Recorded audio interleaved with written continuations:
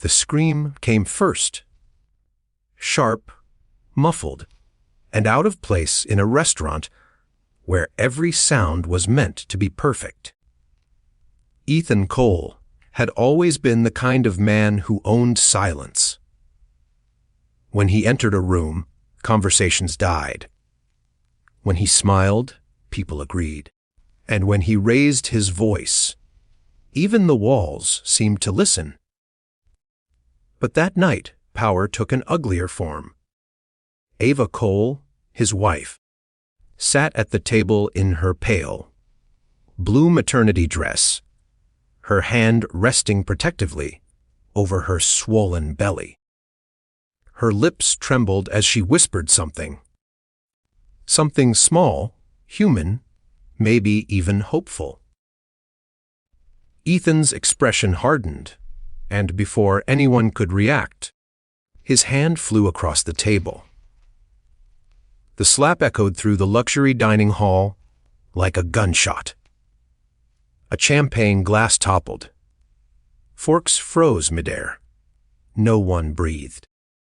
A billionaire, a pregnant woman, and 100 witnesses, none daring to move. Ethan leaned forward, his jaw tight, his voice venomous. "You don't correct me in public," he hissed. "Do you understand me?" Ava nodded through tears, her hands trembling. She tried to smile, tried to make it smaller than it was.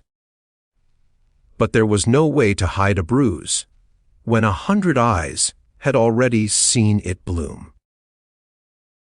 A waiter turned his head away. A manager whispered, "Stay out of it." Even the security guards, his own employees, stood frozen, caught between morality and money. No one spoke, no one helped, until the door opened. Rain spilled in from outside. Thunder rumbled like some distant drum. 3 men stepped in, water dripping from their leather jackets, boots heavy on the marble. The air shifted. Bikers. They didn't belong there. Not among crystal chandeliers and 400 bottles of wine. But maybe that's why everyone noticed them. The tallest one, a man with gray in his beard and kindness behind his eyes, scanned the room. He saw Ava first, saw her trembling hands, saw the man beside her, the expensive suit, the raised voice, the fear in her eyes. And without a word, he started walking toward her. Ethan turned, annoyance flashing across his face. "This is a private venue," he said coldly. "You're not welcome here." The biker didn't stop. "Neither is what you're doing." Gasps rippled across the room.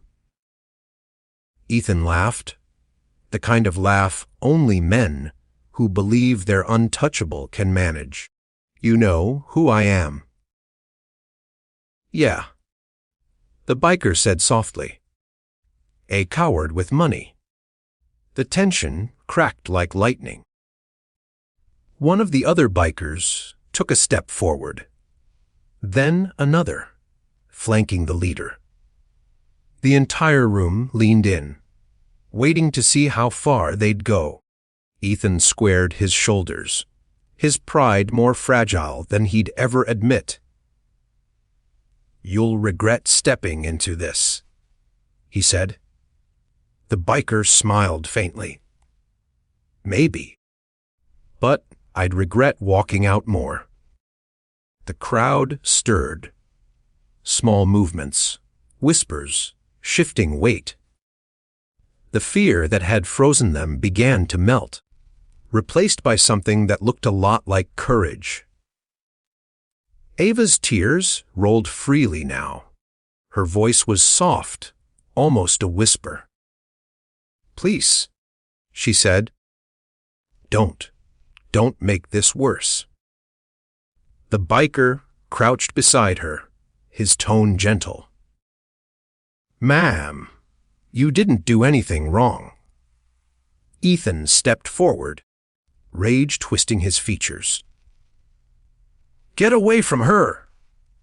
The biker rose slowly, standing eye to eye with him.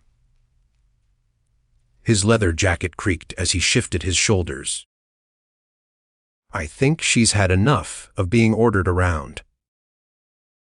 Every muscle in Ethan's face twitched. He raised his hand, maybe out of habit, maybe out of impulse. But before he could touch her again, the biker's hand caught his wrist midair. The entire room gasped. Ethan's mouth opened, but no words came. He looked down at the biker's grip, firm, unflinching. And for the first time that night, he looked small. "You're going to walk away," the biker said quietly, "and you're not going to touch her again. Ever." A pause. A heartbeat. Then, unexpectedly, one of the waiters stepped forward. "She needs help," he said softly. His voice shook, but it carried. Another waiter joined him.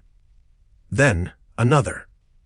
And soon, a dozen strangers stood between Ava and the man who'd made her fear the sound of her own name. Ethan looked around, realizing the room had turned on him. Money didn't matter here anymore. Power didn't either. Not when humanity finally woke up. Ava clutched her stomach, breathing hard. Tears and rain mixing on her cheeks. The biker removed his jacket and wrapped it around her shoulders. "Let's get you somewhere safe," he said. And for the first time in years, she nodded without fear.